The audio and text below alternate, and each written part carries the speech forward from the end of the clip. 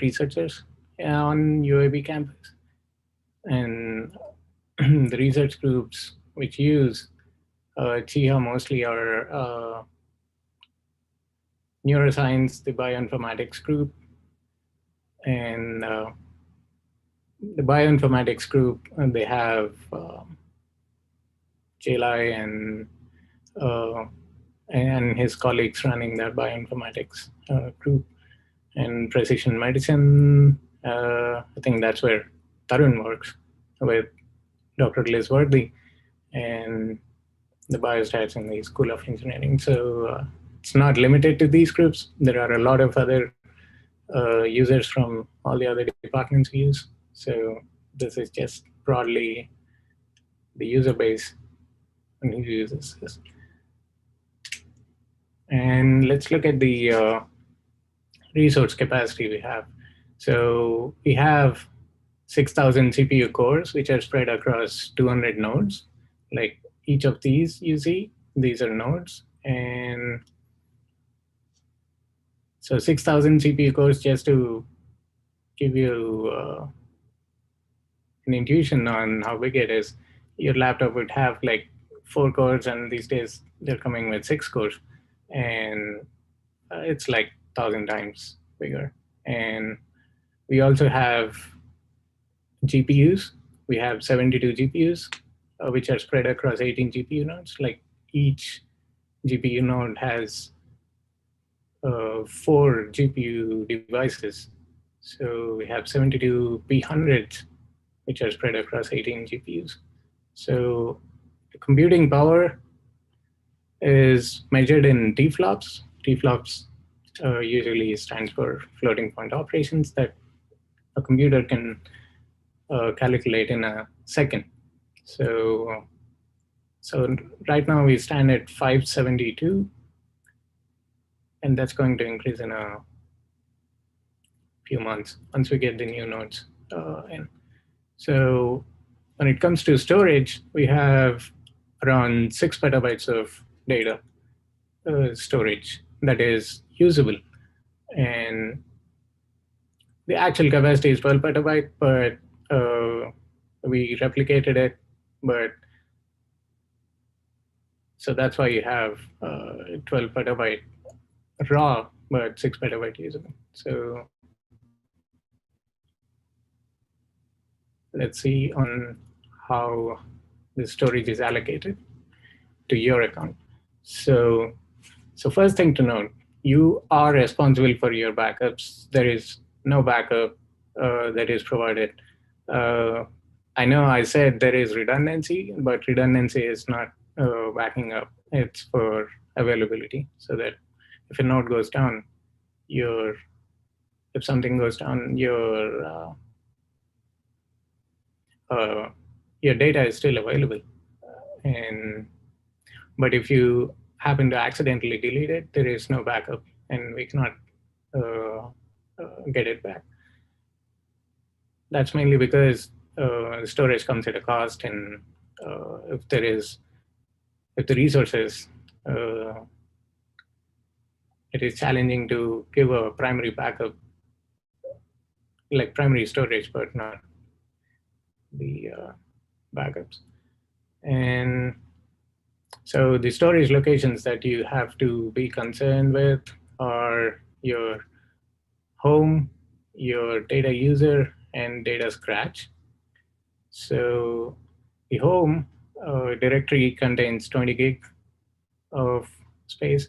So this is mainly to store your code, your files, and any small texts like log files. If they're small, then you can put them in your home directory. And the data user slash this user, so this $user you need to replace with your Blazor ID. So imagine for me it would be data user, my Blazor ID here. So for each account, you would have this data user slash your Blazor ID, which is allocated like 5 terabytes of data. And this is where you store your data, and this is your primary. This should be your primary location where you store your data, not on the home node. Sorry, not on the home directory. And data scratch is a shared space for all the collaborators. And if you, for suppose if you're collaborating with another lab and you want to share data, then you just throw it in the data scratch, your Blazor IDE space, and then give permissions, and then they can access it from there. So it's a shared data space. So this 500 terabyte is not exclusively available to you, and uh, so you need to keep that in mind. And also, this scratch location will be cleaned out from time to time if your data hasn't been touched for like 3 months. There is a particular time period. I don't have it on top of my mind right now, but the admin would clean it up from time to time to free up the space for the next users to come in.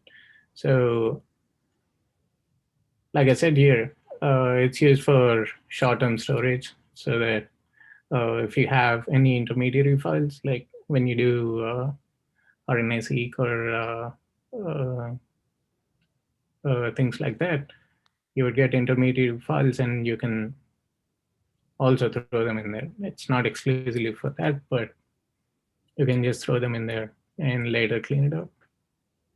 Yeah, so like the name suggests, it's a scratch space. It's basically like a lot of you guys mentioned that you are in GBS. So a lot of workflows tend to balloon the storage that you guys have been using just because of the intermediary files and all the processing that's taking place in between. So data scratch is a space where you can go move your raw files, do your analysis, let it balloon as much as it does, and then it contracts back to just the output files. Once you're done with your workflow, you can move the output files back to your data user location and then just delete out everything from data scratch. So like the name suggests, it's a scratch space. You do your work and just get the result back from there. So it's not supposed to be for a permanent location. I also like to add in the home directory. I mean, generally it's a good practice not to put any file. I mean, just leave the home directory as is and move even your, uh, I guess, analysis job scripts or your code to data user location. Because first of all, home directory is pretty small, 20 gigs, and a lot of softwares that you'll be using use home directory for one purpose or another. They might use it for temp location. They generally, some of the softwares create hidden folders in your home directory, and if your home directory gets filled, you'll start receiving some weird errors which might not look related to your uh, to anything that's happening with your code or anything. It's just that the home directory is filled, so we have seen some weird random errors occur due to that reason.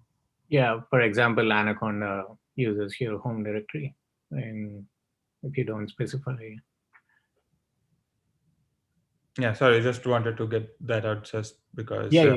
because we have seen this home directory filled up a lot and it causes some random errors. So I was just wanted to mention that it's best to leave home directory alone and leave it to your softwares, I guess.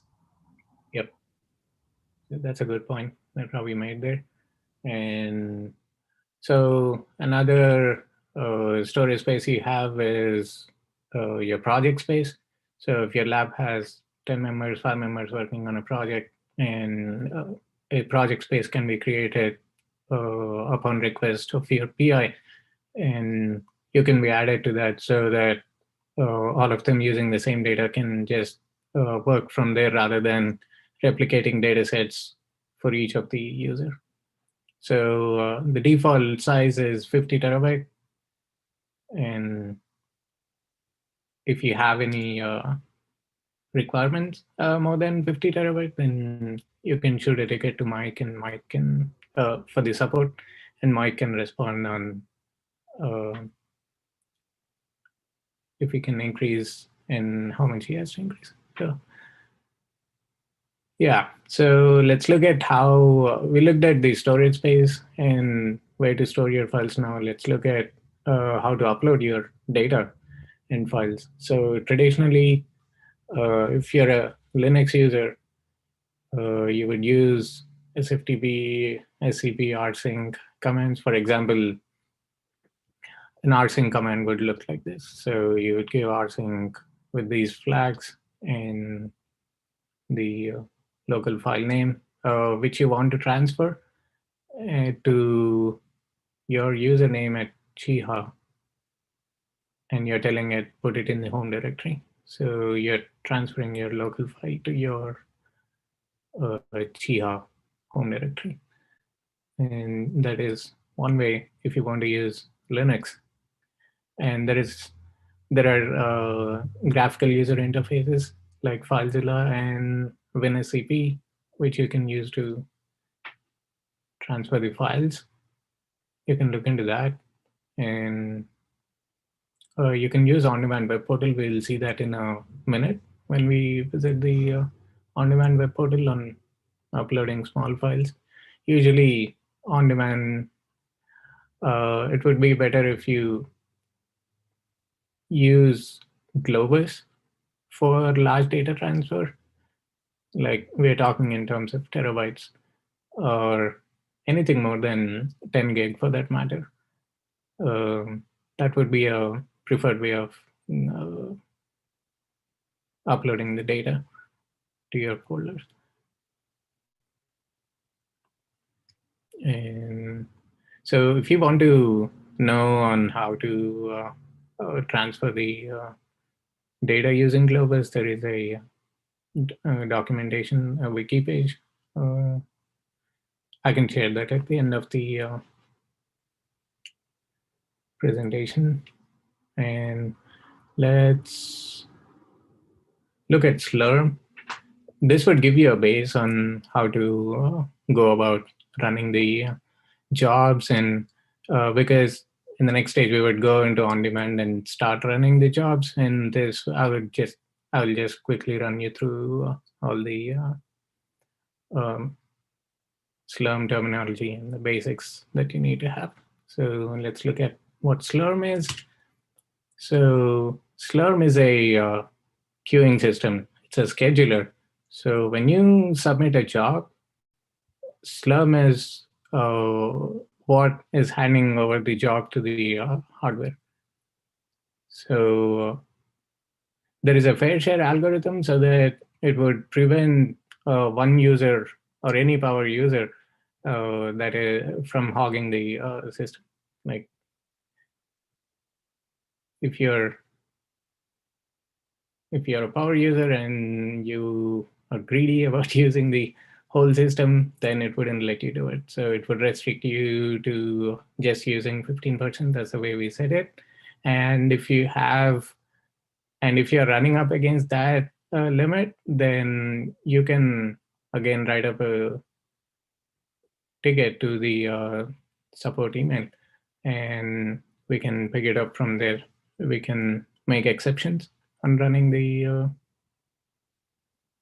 jobs more than the specified limits. But this is just to keep users from preventing other users to run their jobs. So the fair share, it just works on, it has some parameters like the number of jobs you ran in the past week and how much, in what partitions you ran, and the CPUs that you asked and the RAM that you asked. So if you ran something in the long partition mode, then it would keep a tab on how many jobs you ran in that and give you a score. So your priority would bump up or go down depending on the fair share scoring that Slurm gives you. It's just basically an algorithm. So let's go and look at how we submit the jobs. So the first thing, so when you run a program, usually on your desktop or your laptop, you would just go ahead, spin up a terminal or just run your program uh, right away. But for running jobs, for running your program on this, on a supercomputer, you need to be submitting your program in a job context so that Slurm would understand what resources you're asking, and it would go and do its job, allocate all the resources, keep them aside for you, and you can run your pipeline or the program in that given resources limit.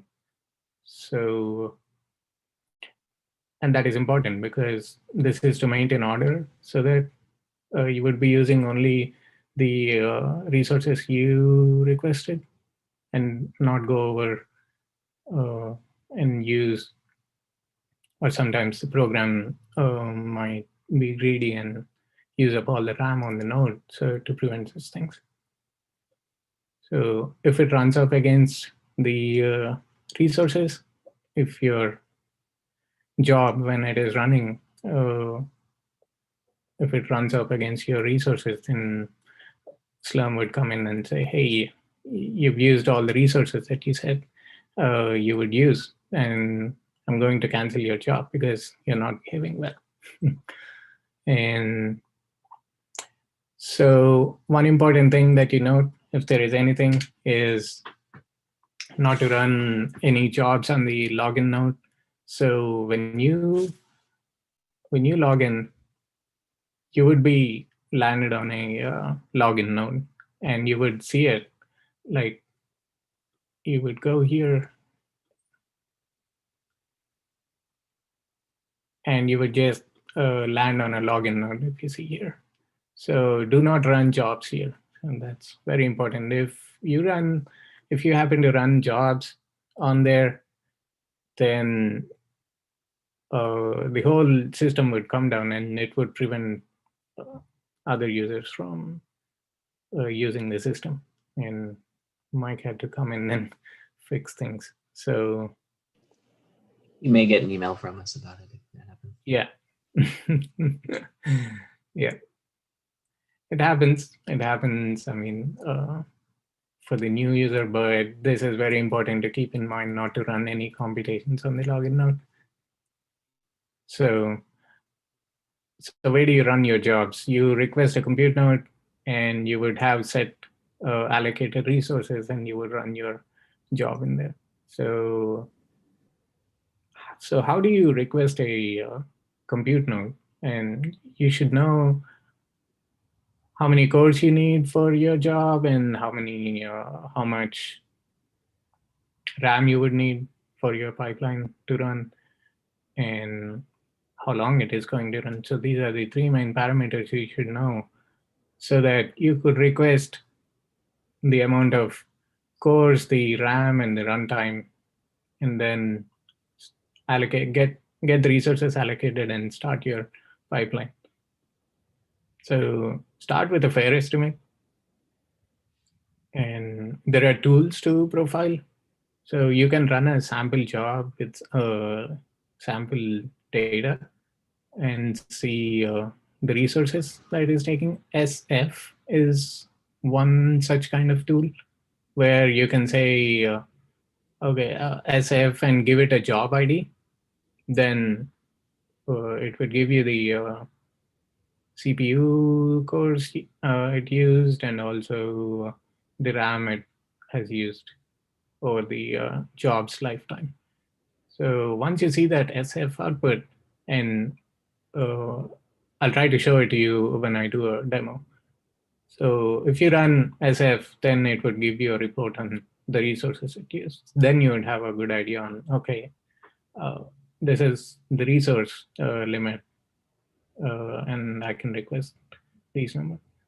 So as a general rule of thumb, you would use 20% more of RAM than you get in the sample runs, just to account for the overhead. And So once you know about submitting the jobs, it's important to know how to schedule them faster. So this is where like tuning your parameter comes in. So if your job requires, say, 12 hours, you would request for a long partition or an extra long partition. Uh, Let me show so these are the partitions we have. So if your job, it takes only 1 hour and you would request for a medium partition, then Slurm would take, first of all, you should uh, have a resource that should be allocated for 2 days and 2 hours. And that way you would wait long if you ask for more resources than you want. Or say if your application needs only 10 gigs of RAM and you ask for 100 gigs of RAM, then it should find a node that has 100 gigs of RAM that is free and then allocate that resource to you completely for the amount of time you specified. So it's very important that you calculate your resource parameters in the sample runs and stick to it and gradually increase them rather than just going for the higher resource request. So Hey, San, can I ask a quick question? Sure. So it's possible to estimate this time more or less accurately in advance? Not before the first run. You need to run it the first time. And when you usually run your pipelines, you would have a general idea on how long they are taking, depending on your data size. So from there, you can just go on increasing gradually. So if it gets canceled all the time, it means that I should increase it. Yeah. Okay, got it.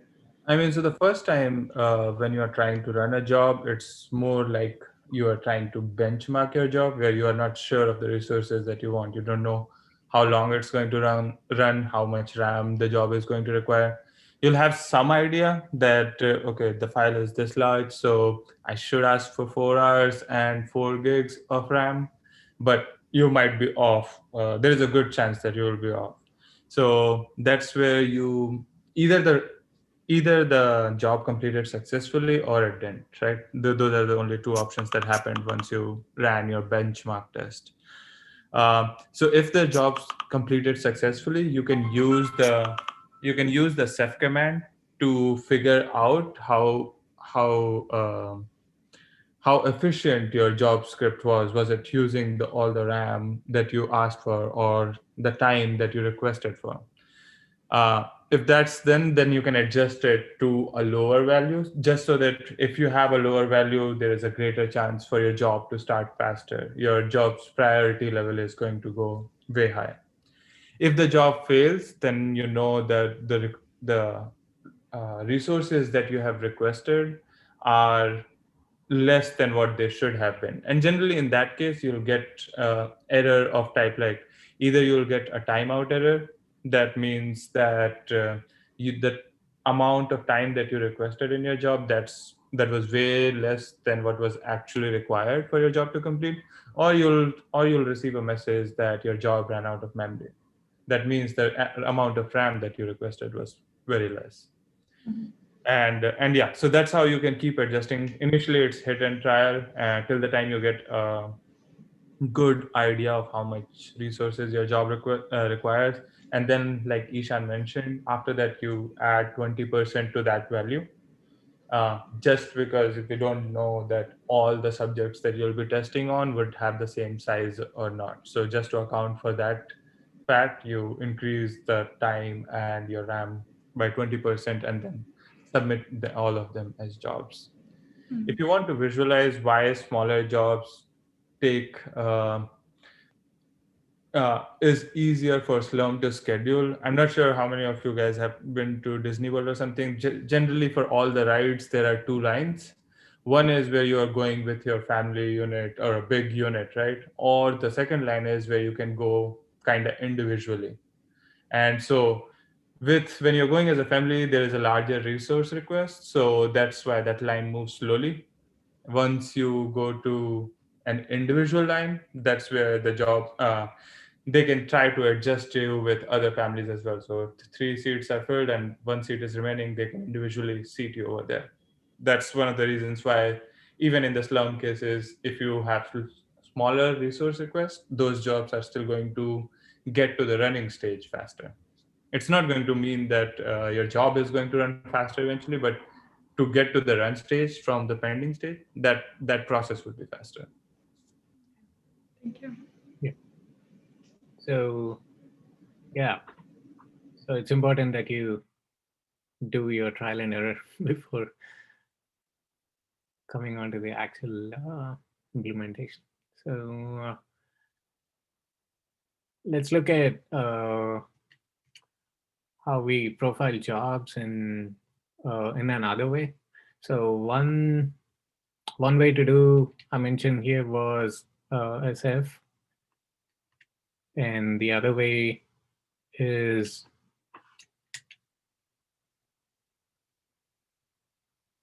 sorry. So another way is to do with S account. So you give your Blazor ID with this U flag, and you get these parameters and see how much time or how much time it ran and the requested memory. But this would give you only the memory you requested and the time it ran, but it wouldn't give you an estimate on how much RAM it took. It would give you CPU usage, but it wouldn't give you the memory usage. So that's why it is better to use SF to get that estimate so that you would have more clear picture. And yep. So this is the usual workflow. You would create a job first, and then you would submit a job using SPatch if you're doing it through command line. But now that we have a web portal, you can do it all from the browser. You don't need to worry about that. So that's why I skipped over these two things and went to the S account profiling.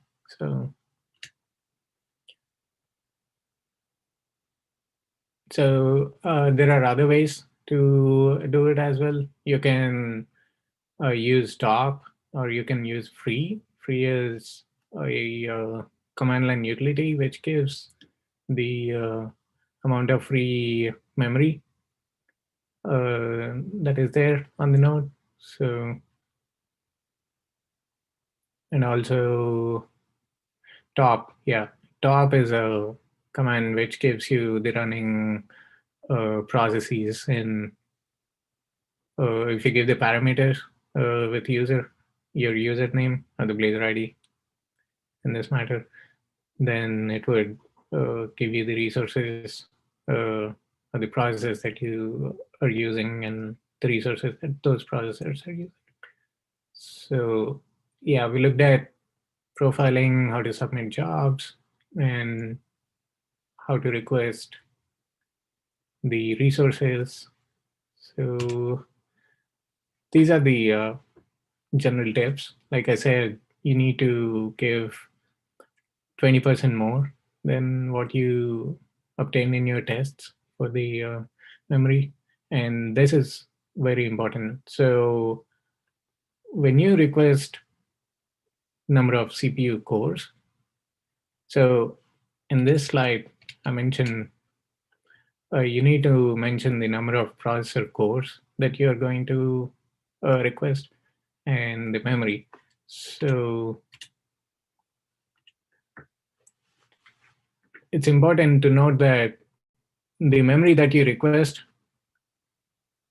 is going to be allocated for each CPU with this flag. And if you request 4 cores and say I want 10 gig for each one, you're not actually requesting only 10 gig, but you're requesting 40 gig. So this memory allocation is for each core. And I think this is the default, the memory per CPU core. Is that right, Ravi? Oh, I'm sorry, which one? I'm saying the default is to allocate the memory per each core, right? When you define the memory usage, or depends on flag. So it depends on the flag. So if you just define dash dash mem, that's your memory for the entire job. Mhm. And if you define mem per CPU, that means memory per CPU. And so depending on how many CPUs you have asked for the job, so if you asked for 2 CPUs and you have asked for 4 gigs memory per CPU, that means in total you have asked for 8 gigs of Yeah. RAM in the job. Yeah. I've seen users being confused about the memory allocation per CPU because they think CPU is just like their computer and you're asking for 10 gigs. So they think they requested for only 10 gigs of RAM, but and their jobs wouldn't be scheduled or they would have problems scheduling them. So this is one thing that is important to note. And also there is another way to request the memory. If you're using the whole node, then you can request the memory for the whole node. So each node has CPU cores. So either you can request for a partial memory from the whole node, or you can request memory as for the whole node in total. So those are the two things that you need to keep in mind.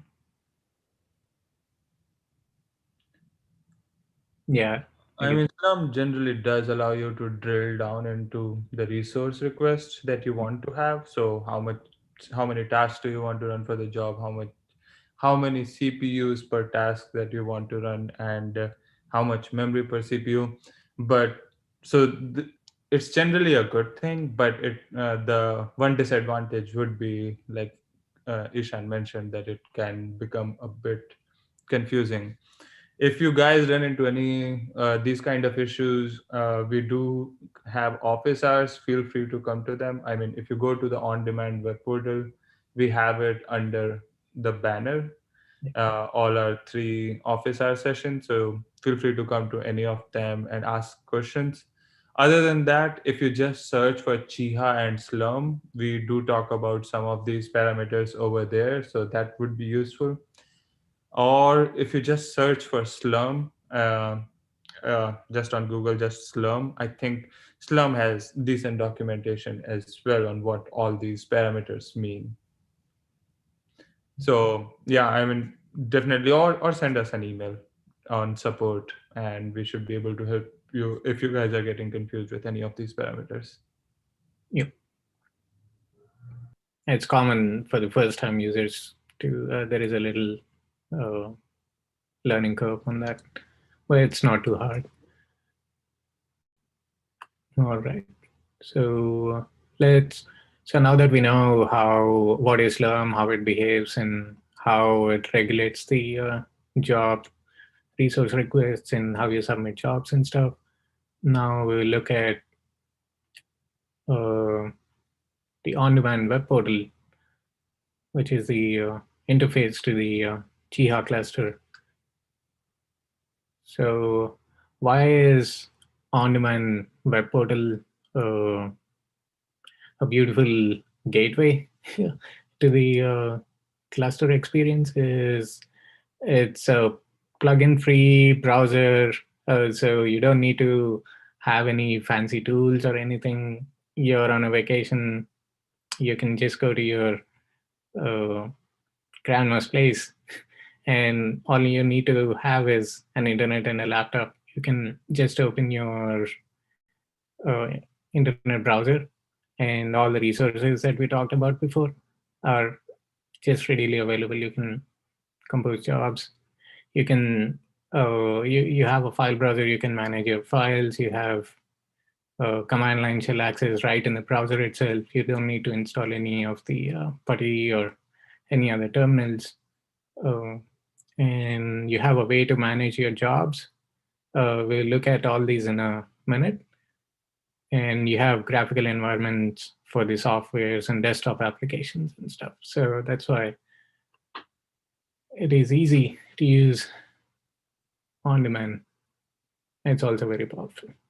So let's see how it is. And I'll just open it up for questions for a minute or two. And if there are no questions, then I'll just go ahead. Can you share the email address for support in the chat if you don't mind? Sure. And the wiki page link, if possible. Do you have them on slides? Yeah, the wiki page I have on slides, but I think Ravi can share the support. I don't see that window. So thanks. Yeah. So I posted it in the chat if anybody wants to have that support email address. So now let's go and see how on-demand looks and how to use it.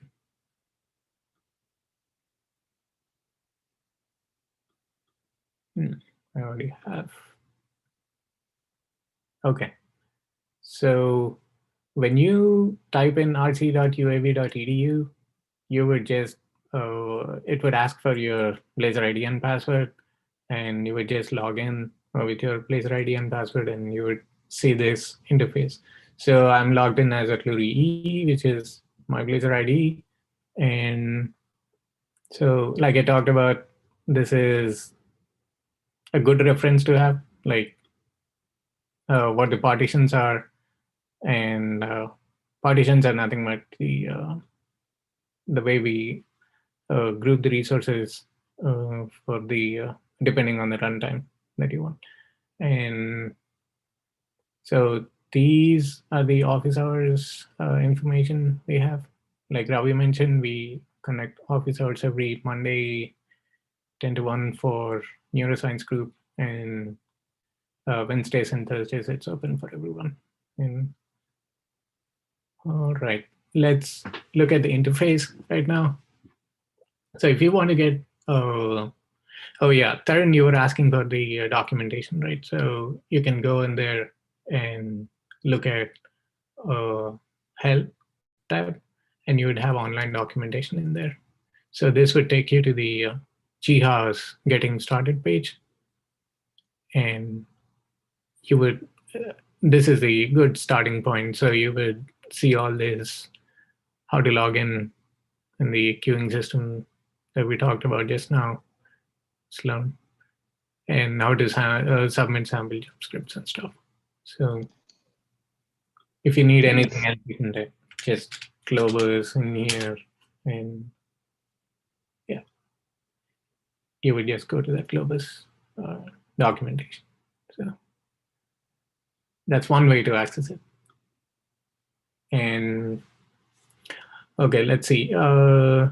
We have a file browser here. So yeah, so these are the data directories we talked about. So this is your home directory, and click on it. You would just go. It would just go to your home directory on Cheaha. So these are all the files I have. I have some Jupyter notebooks and jobs and stuff. So, and this is, so if you want to view any of the jobs, so you can just click on that and view, hit view, and it would just have all this information in there. Probably this is a good one. Yeah. So this is my job that I have, and this is my resource request, and this is set up for my program to run, and this is how I run my program. And you can view it. You can also edit it. It has a editor facility in here, so you can just come in here, click whatever the file you want, and just edit those. And you can also change the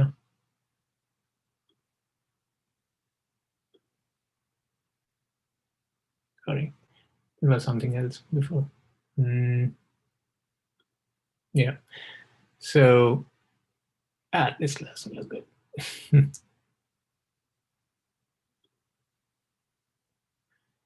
So yeah, you can come in here. If you don't like anything you see here, you can just edit those.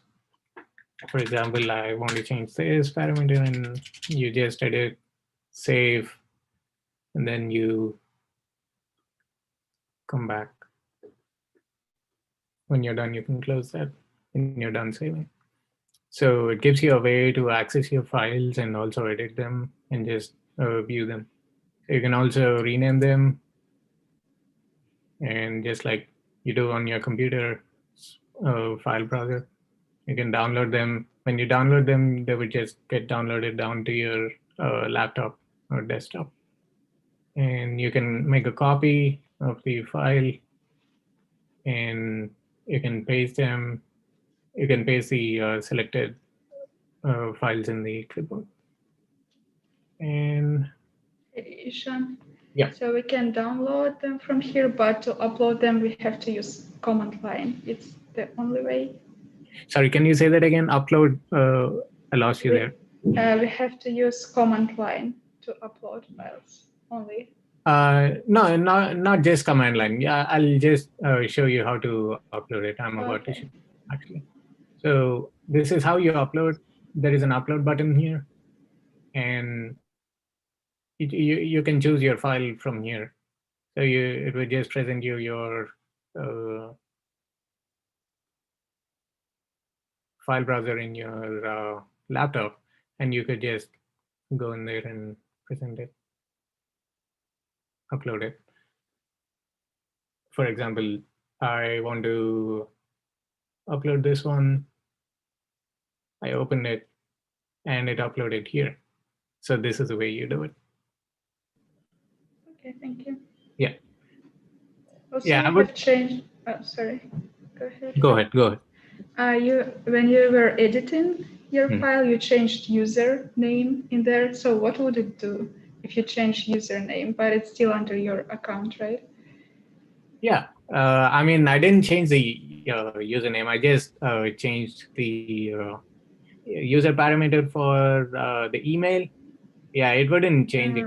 I just showed you. I just edited it. Yeah. Okay, got it. Yeah, just wanted to show how to edit and save. That's it. And yeah, you can create new directories, new files in here, and you can go about. You can create a new file and start editing that file. You can just write your program scripts and everything right from this file browser and get done with it. So once you have it, then you can run the scripts. And this is a cool one. So you can just open the terminal this way.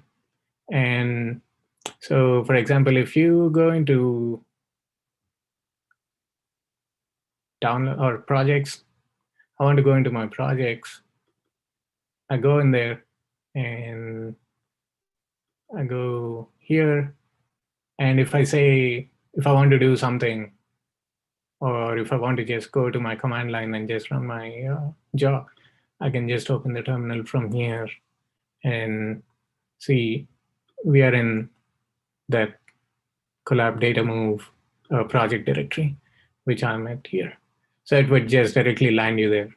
And you can also use this go-to edit your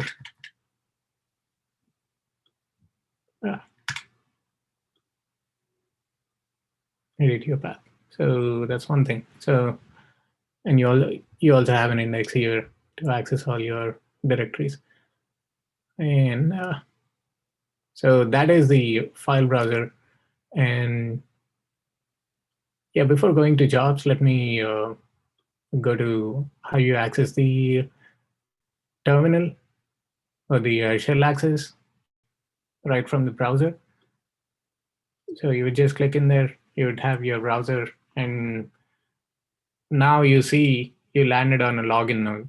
So remember I said no computations being run on the login node. So you should request a resource, and that way you would be allocated a compute node, and you can run your programs.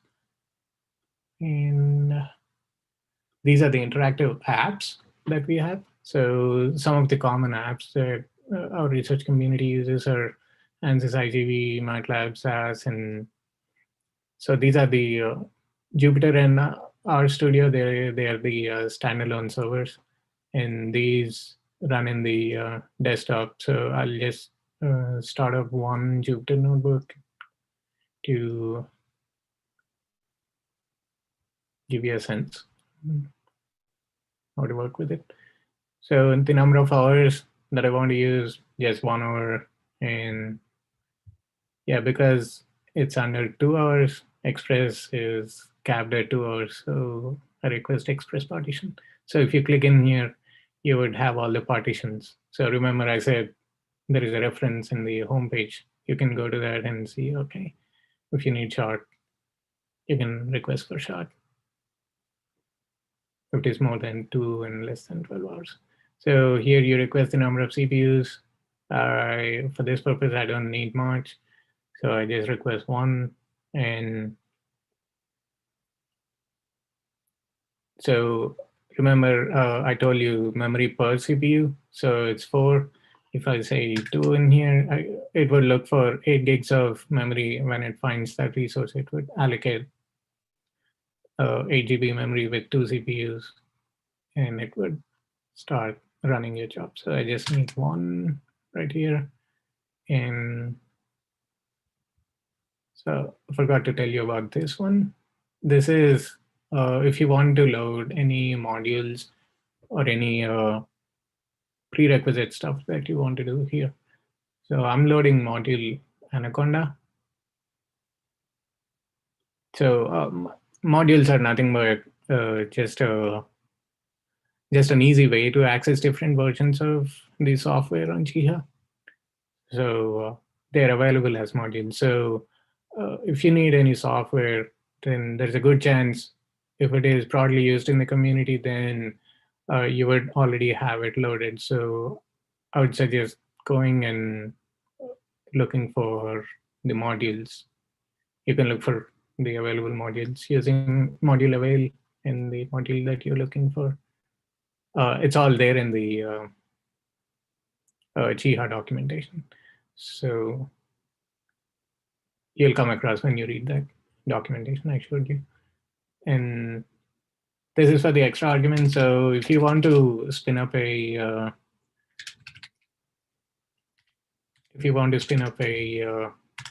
Jupyter notebook in a different directory rather than home, then you can use this flags like this and say, remember Ravi told you that he would just go ahead and put his code and the scripts in the data user space itself. So if you're running it from there, by default, it would take it from its home. And if you don't specify this, it wouldn't pick up the Jupyter notebooks from your data user path. So this is one thing that you can specify. So right now I have my Jupyter notebook right in the home directory. So I'm not giving that, but that's one thing users would have a question when launching Jupyter Notebook. So I would just launch it and wait. It would take a second.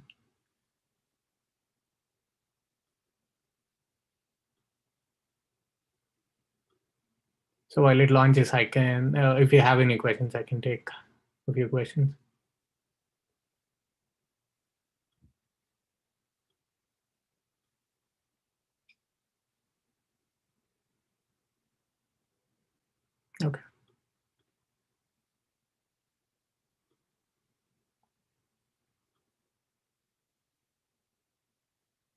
Yeah, let's just give it a few seconds to connect.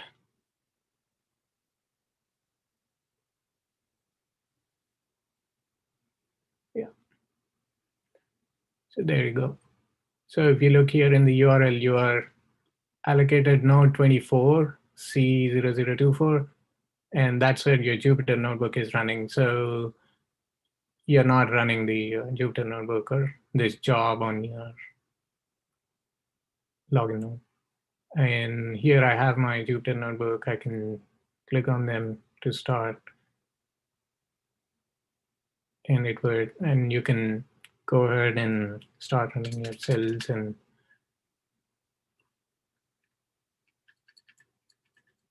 get your results at the end. So this is how you run a Jupyter notebook. So if you see here, it's running, and also you can specify what environment you want. So if you want a deep NLP Conda environment, then you can start it up right from here. And you can see your running jobs in this tab, running Jupyter notebooks right here. And you can shut them down or you can play with it. And this is the Conda environments that are active. Takes a bit to load, I guess. I should see something here, yeah. So these are the Conda environments I have in my home directory. So root by Conda or whatever. And it should also have, yeah, what I'm trying to show is it would just give you the available packages in here, and you can install the Conda packages right here. For some reason, it's not showing up. Yeah. So you can see the list of packages that are installed in this Conda environment that I have.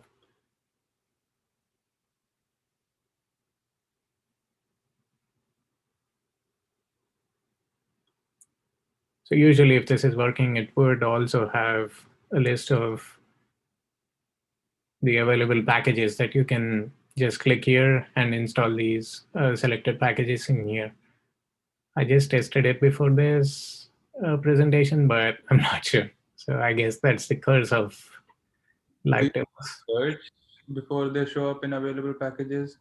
No, I didn't actually. I did not search anything. I just Type in NumPy and see if that shows up.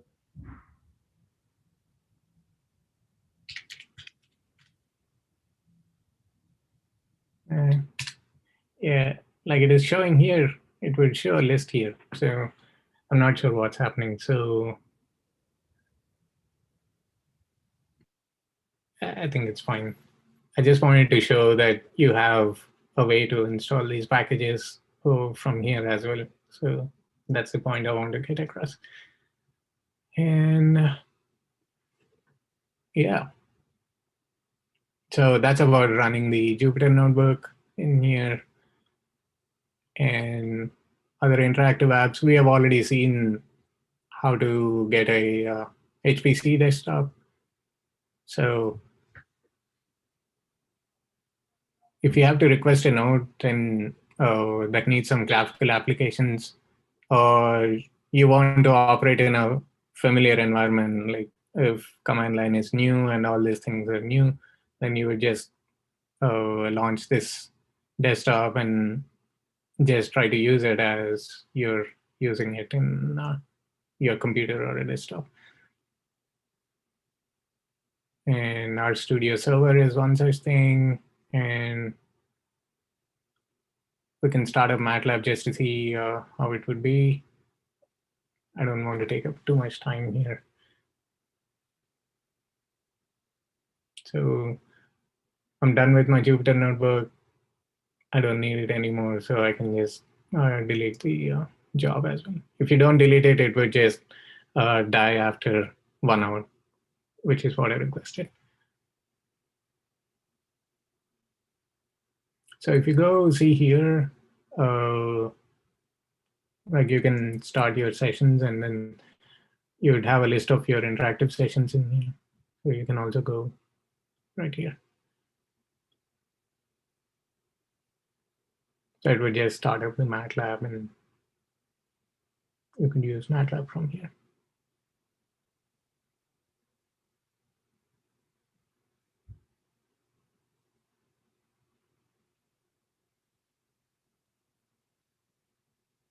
Yeah, it's doing its thing on loading up MATLAB.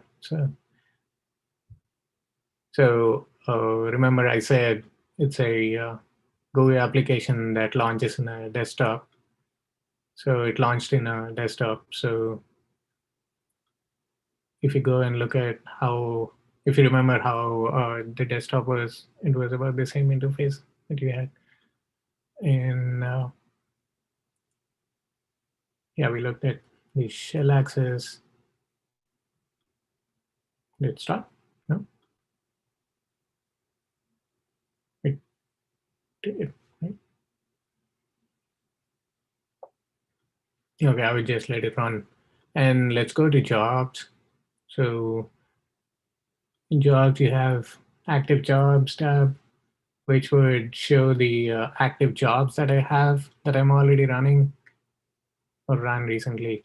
So I ran Jupyter, and you can click, and the dropdown would show you the job. What do you call it? The job details. So this is the time limit I requested, and this is the time I used, and this is the memory that I used, that I requested. So if you want to open it from here, you can just open it from here into a terminal. So you're right there, and you start making changes if you want your command line access from there. It's right there. There are many places you can open a terminal from. So if you want to look at that file on where it is, then you can just open the file explorer and see how it is launched. So the things, and this one is still running. So that's how you can get the details of the jobs that you requested. And this is your jobs. By default, it is showing, but there is a, you can also look at the jobs that are running in the cluster. So if I click this, you would see a bunch of jobs or like this with the account name and username. I don't want to do that because they have placer IDs in there, and I'm not sure if that is the right thing to do. So just know that you can try it on your own. You can just go and see all jobs, and you would look at the complete set of jobs that are running on the cluster. And yeah, there you go. You have MATLAB. It's running. So just wanted to show that. We already looked at this one. We already looked at this one. So now let's come to the job composer. This should be the final thing. Yep. How are we doing on time? Oh, we are at 2:11. This would take a few minutes. That's it. And yeah, so once you click on the job composer, you can start writing your jobs in here. So you can say, okay, new job, and you can copy a job that you selected already. So if you want your job to look something like this, then you would just come here and make a copy of the job and start editing the copy and go from there.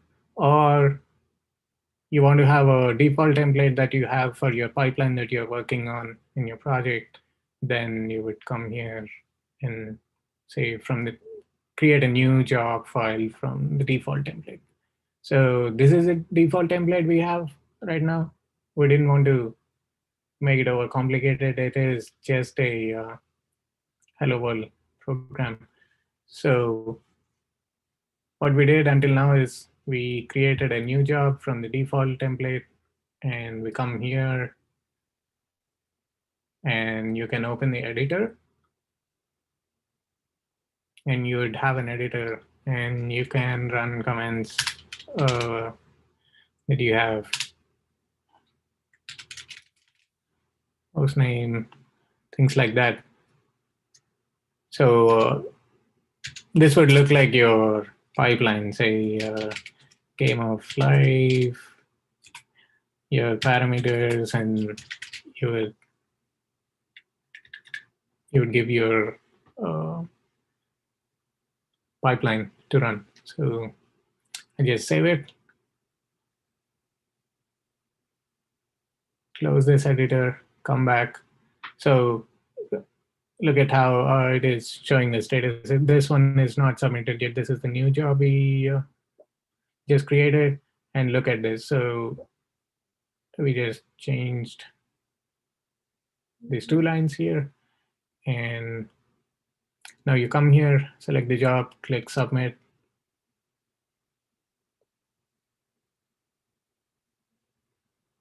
and it starts queuing up. This is where Slurm is looking for the resources. One more thing is, sorry, I clicked too fast.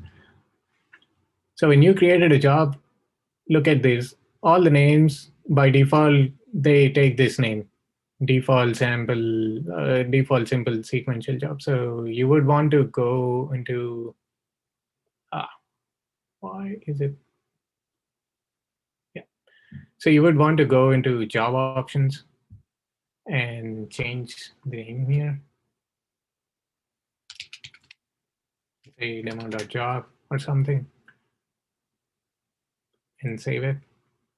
So it would change the name, and you would have a name for your job rather than a bunch of jobs that are running under this default name. So that is one thing. And so I can go to the terminal just like I showed in a few instances before, right from here. So the job has completed, and it created the .out files.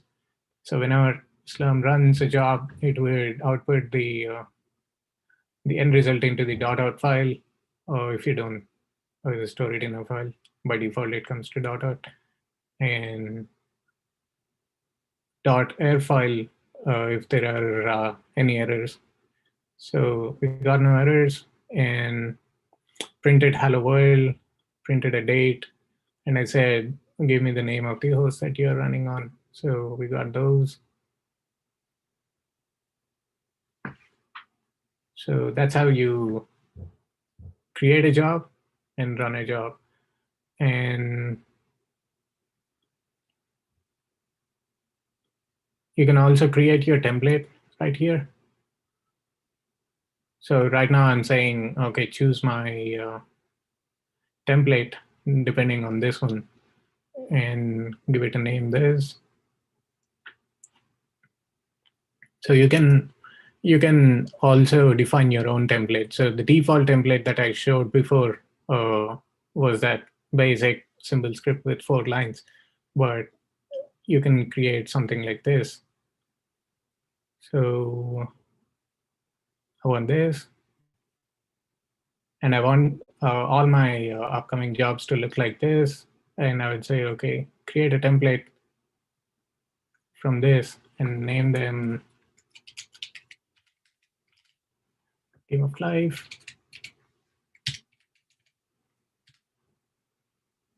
And then just save it. So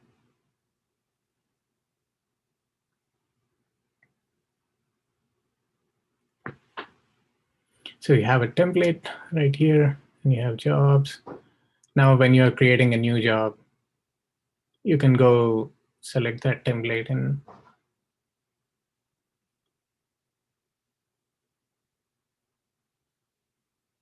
is this how we do it? Yeah, create a new job. So you created a new job that has the same script that it has. So you can do it from the template.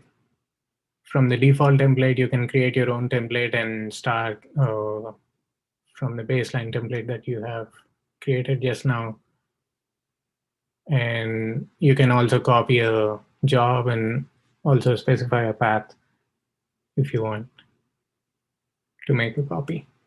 So that's right there. And you just created your game of life from your template that you just created, and then you just hit submit. So it starts queuing up, it starts running. It would take a few minutes to run, but yeah, I just wanted to show you how it runs. So what the output at the end would be. So I ran it before this demo. So you would see folder contents like this. So if it errors out, it would give you an error right here. And if I want to see, I can go in and see what's the error. So it says my binary is not in there. So I make changes that I need to and fix it, come back and run it again. So this is the usual workflow. So once this would complete, it would just be like this. And yeah, so that's about it. That's how you write a job, submit a job, and different ways of creating a job from the default templates and or the custom templates that you created, or copy the files that you already have, make some changes by going in here and editing and submitting your jobs again. So that's about it. That's what I have, and I'll take any questions if you have.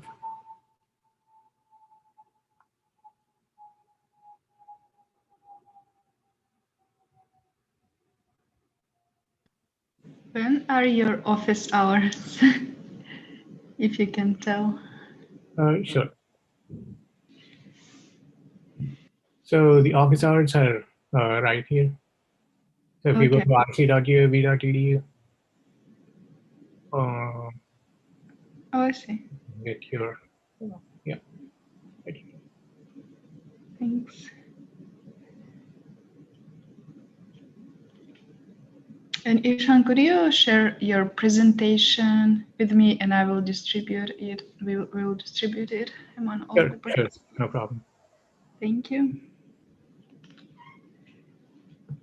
And I'll provide some additional resources if you want to look at these. I'll update them. If you want, I can add one or two more, and folks can read it. So anyone have any other questions? I can take them. Hello, I have a question. Sure. Thanks for your presentation. Very good presentation. I'm not familiar with this Cheaha, but I don't use this Cheaha to mapping my chipset data. But I have a question is when I'm mapping my my data to the genomic, and then I need to like what kind of genomic you want to mapping. Suppose I want to mapping and the mouse genome, like maybe MN10 or MN9. So and then they may be required that you show where is the location of the genome you put.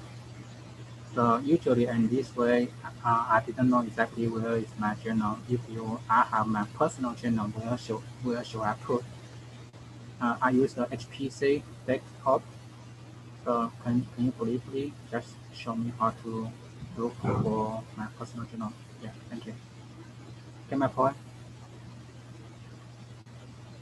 Yeah, I think is your question. Are you asking about how you can run your pipeline on HPC desktop, or? did you want to run any software? I didn't completely catch you. There is some disturbance. Yeah, I want to know my personal the mapping genome, and then I have my personal genome I want to put. But when I use the bone type tool to map my genome, they will be asked you where's the location of the genome. Oh, okay. I'm not sure. I mean, it looks like a domain-specific question, but Ravi, Ravi usually deals with a lot of bioinformatics. So if you want to put your personal genomics data on Cheaha, I would suggest moving that data set to data user location. So it would be a /data/user / your Blazor ID. So I would suggest move your data over there, and then in your software, when you're defining the path where it should look for that genomic data, and then you can specify the path wherever you have moved that data set to. Regarding moving the data set, I'm not sure what kind of system do you have, but I would suggest, since your personal genomics data set is going to be, generally they're large in size, so I would suggest using Globus. Or if not, if you're using Mac or a Linux system, then you can also use rsync or SCP to actually move your data up on Cheaha. Okay. Okay. Thank you. I'm sorry, I didn't catch the question completely. I think it's the audio on my end. I did not completely understand your question, but All right. any other questions? Hi, this is Eric. I have a quick question about the time flag in the job file. So I'm running projects that are typically going to take more than one day, and I was just curious what the syntax was for setting the runtime to be more than 24 hours. Yeah, sure. So, I mean, either you can specify the entire time that you want in hours. So if you go above 24 hours, that means it would be more than a day. So if suppose you want 2 days, you can specify 48 hours. Or the other method of specifying this would be, you can have 02 dash, then the 00 for hours, colon 00 for minutes, colon 00 for seconds. So those are the two methods how you can specify if you want something more than a day. You can specify the partition too, right? Yeah, I mean, so you'll have to change the partition. So partition is corresponding to how much time you are requesting job for. Time limit, yeah. Yeah, so I'll be running, I think I'm running most of my stuff on the Pascal nodes, the GPU nodes. Mm-hmm. I was just curious because I tried putting in like 48:00:00, and it gave me some errors. So it looks like, from what's in the chat here, I need to do like 2-12. Yeah. Yeah, and I mean, since you are using Pascal nodes has a limit of 12 hours. 12 hours, yeah. So if you are going to ask for more than that, it's either going to give an error or it's just going to keep sitting in the queue. I'm not sure which one it does. It might just give you an error actually initially. We do have a Pascal nodes, I forget the partition name. Is Mike on the call? Yeah. It's, I think it's Pascal nodes -medium. Yeah, I think so. And I'll have to check. Tarun's right. It's Pascal nodes -medium. And it's 50 hours if I remember right. Okay. Up to 2 days, I think. Oh, is it 48? Okay. That's either 48 or 50, somewhere in there. Yeah. So Eric, you can use Pascal nodes -medium rather than just using Pascal nodes partition and then specify 48 hours. Okay, so actually when I log in and I get that that welcome screen in the terminal that lists all the partitions, it says that the maximum runtime for Pascal nodes is 6 days and 6 hours. So I'm not sure if that's a typo. So the maximum runtime of 6 days, 6 hours should be for the long partition. Yeah. Okay. So even if you come to the rc.uab.edu on your front dashboard, you should see the partitions and the maximum runtime allowed for that partition. So over here, you'll see that the long partition has 6 days, 6 hours, but that's for CPU nodes, not the GPU nodes. We don't specify Pascal nodes dash medium over here because this information is a bit old as well. But if you just type in sinfo on the terminal, you should see all the available partitions and which node that they're applicable to and what's the max runtime for them. Okay. But in your use case, I would suggest using Pascal nodes dash medium and asking for 48 hours. Okay. Sounds good. Thank you. If you get to the point where you're passing by that limit, that 2-day limit, we can talk. There are ways to checkpoint your code, because I know you're doing deep learning stuff, and there's ways to checkpoint it in Torch and in what's it, TensorFlow. Okay. Yeah, I haven't had a chance to run it all the way through. I think the most I ran it for was 10 hours before it cut me out for the runtime. So I'll try the 2 days and see if that's enough time. Okay. If it's not, like I said, you can let us know. We can talk about checkpointing a little bit. Okay. Awesome. Thank you. Yep. I think I have a follow-up question on that. Sure. Just on the best practices on using the time. So if it says 2 hours, is it a good practice to give 2 hours, or is it good practice to do 1 hour, 59 minutes and 59 seconds? I've seen some people using that way. I mean, 2 hours should not. Yeah. I mean, a second would not affect much. I mean, Much difference. yeah, it would just be like if you go above 2 hours, then you'll have to change your partition from Express, especially if you're using Express partition. One thing that I would suggest is if you are asking for less than 2 hours, then use Express partition. If you're using less than 12 hours, use short partition, because you can use less than 2 hours and ask for long partition, because technically it is still under 6 days, 6 hours limit, right? Even if you're asking for 1 hour.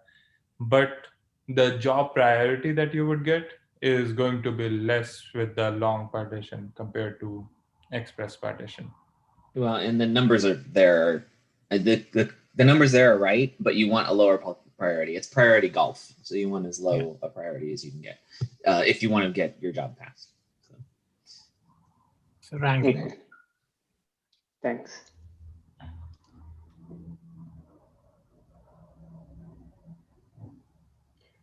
Yeah, I intentionally kept this very basic for the first-time users, and we also conduct user training sessions every second Wednesday of the month, and you can attend those. There are office hours. If you have any questions, you can jump in during these office hours. And in the user training sessions, we also discuss about some advanced topics. Like if you have questions about data transfer, like one of the user was asking, Globus, and you can also find them right here. I'm going to share this presentation. So. Okay. Yep. If there are no other questions, thank you, Ishan, and other folks from Research Compute. We'll be sharing this video on YouTube. It should be simple to find it. Yep. Thank you all. All right. Have a good weekend. Thank you so much. Thank you.